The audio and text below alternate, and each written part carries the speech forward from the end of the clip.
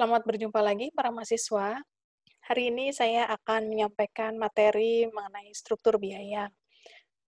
Materi ini melanjutkan pertemuan kita sebelumnya, dan pada materi yang kedua ini, kita akan mencapai capaian pembelajaran mata kuliah, yaitu mahasiswa mampu menguasai prinsip biaya dan jenis biaya, serta teknik alokasi biaya overhead, serta pelaporan biaya dalam sistem terintegrasi dengan pendekatan sistem. Teman-teman, kita akan ingat lagi mengenai terminologi biaya. Jadi kita akan mengenal cost, actual cost, budgeted cost, dan cost object. Kita ingat bahwa biaya adalah sumber daya yang dikeluarkan untuk satu tujuan, kemudian actual cost adalah biaya yang telah timbul atau yang telah dikeluarkan, kemudian budgeted cost itu adalah biaya yang dianggarkan atau diperkirakan, sedangkan cost object adalah segala hal yang menimbulkan biaya. Kita masuk kepada penggolongan biaya. Kita lihat bahwa berdasarkan keterlibatan biaya dalam pembuatan produk, kita mengenal yang pertama adalah biaya bahan langsung. Lalu yang kedua, kita akan kenal juga biaya tenaga langsung. Kemudian ada biaya tidak langsung pabrik, ini terdiri dari biaya bahan tidak langsung dan biaya tenaga kerja tidak langsung. Selanjutnya, yang terakhir adalah biaya komersial, di mana biaya komersial ini terdiri dari biaya penjualan, biaya administrasi, dan biaya umum.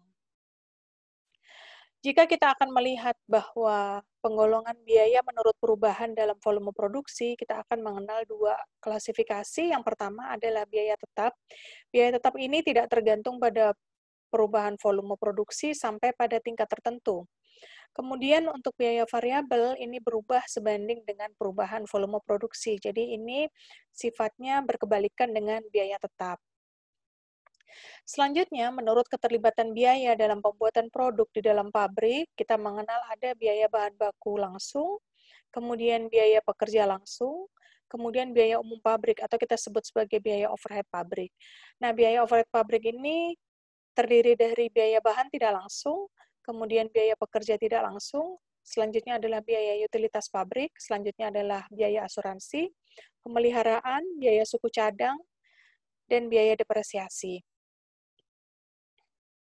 Kita akan melihat perilaku biaya. Jadi berdasarkan perilakunya, variable cost dan fixed cost ini adalah dua perilaku biaya, di mana perbedaannya adalah pada variable cost itu semakin banyak output-nya, maka cost-nya akan semakin besar, sedangkan untuk fixed cost, semakin banyak output, maka lower cost per unitnya akan semakin sedikit.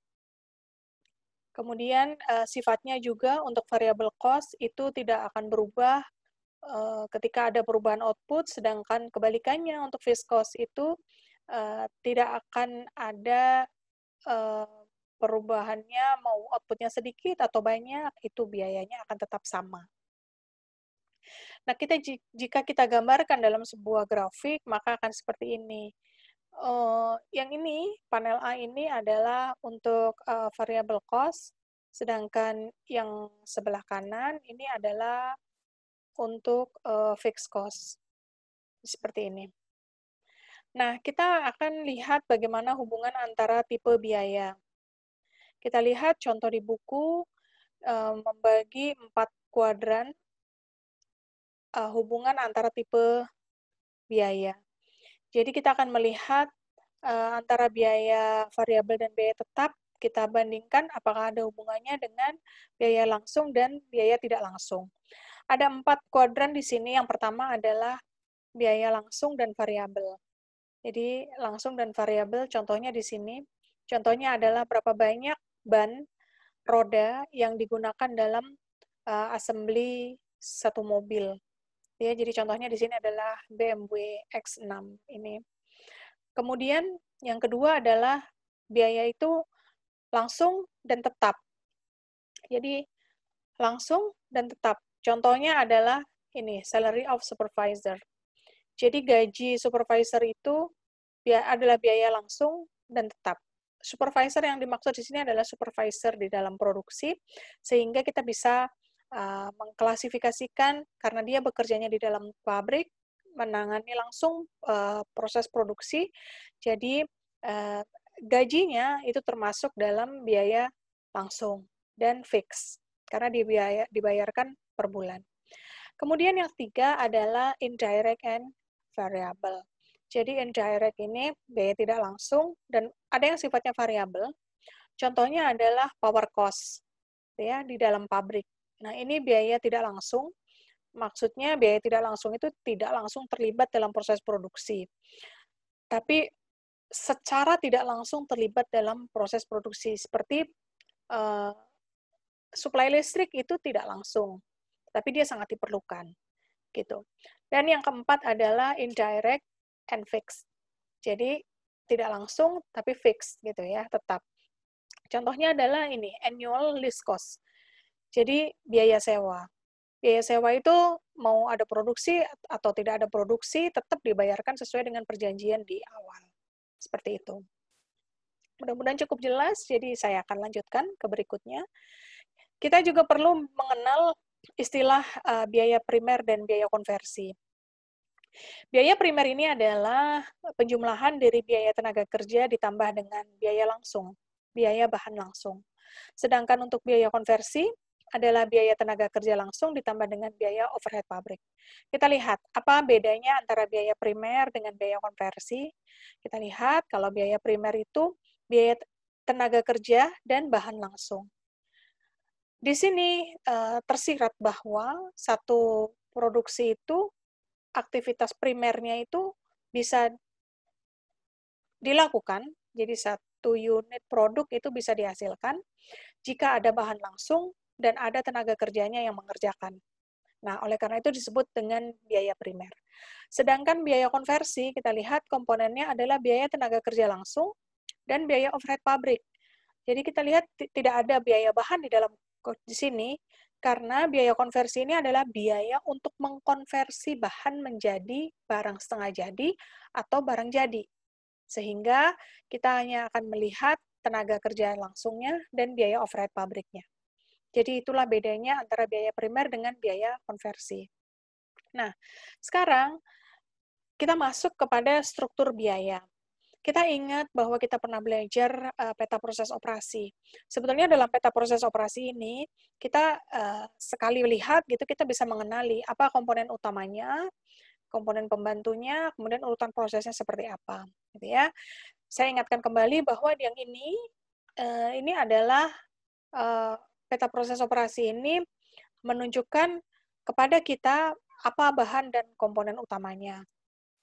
Selanjutnya, bahan pembantu. Jadi ini adalah bahan utama, ini adalah bahan pembantu.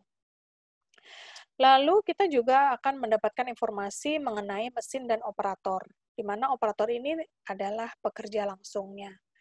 Kemudian pada summary-nya kita akan mendapatkan jam kerja langsung. Nah, bahan utama, bahan pembantu, mesin dan operator, maksudnya adalah pekerja langsung di sini, dan jam kerja langsung ini adalah objek-objek biaya yang akan kita hitung ketika kita akan menghitung biaya produksi atau biaya manufaktur sebuah produk. Seperti itu. Nah, sekarang kita lihat, jadi bagaimana hubungannya biaya dengan produk? Yang pertama, kita akan lihat dari biaya primer dulu. Jadi biaya primer itu terdiri dari bahan langsung dan pekerja langsung. Kita mendapatkan biaya primer. Kemudian, kita juga akan hitung gitu ya, biaya overhead pabrik yang terdiri dari biaya tidak langsung lain-lain, biaya pekerja tidak langsung, dan bahan tidak langsung. Nah, jika biaya primer dan biaya overhead pabrik ini disatukan, maka kita akan mendapatkan yang namanya biaya fabrikasi atau biaya manufaktur. Nah, tetapi ini tentunya masih kasar, gitu ya, karena untuk aktivitas bisnis kita memerlukan aktivitas komersil. Nah, biaya fabrikasi ini jika ditambah dengan biaya komersil, maka kita akan mendapatkan yang namanya biaya operasi total. Nah, kita lihat di sini bahwa biaya komersial itu terdiri dari biaya beban administrasi dan beban pemasaran. Jadi sampai di biaya pabrikasi, ini adalah murni aktivitas produksi, keluar dari pabrik sampai gudang barang jadi. Nah, setelah dari gudang barang jadi, produk yang sudah jadi kan pasti akan dijual. Nah, dijual itu memerlukan aktivitas komersial, baik pemasaran maupun administrasi. Barulah ketika semuanya dijumlahkan, kita mendapatkan biaya operasi total. Seperti itu. Nah, demikian materi kita hari ini. Gitu ya, kita akan lanjut dengan kita latihan mengerjakan tugas.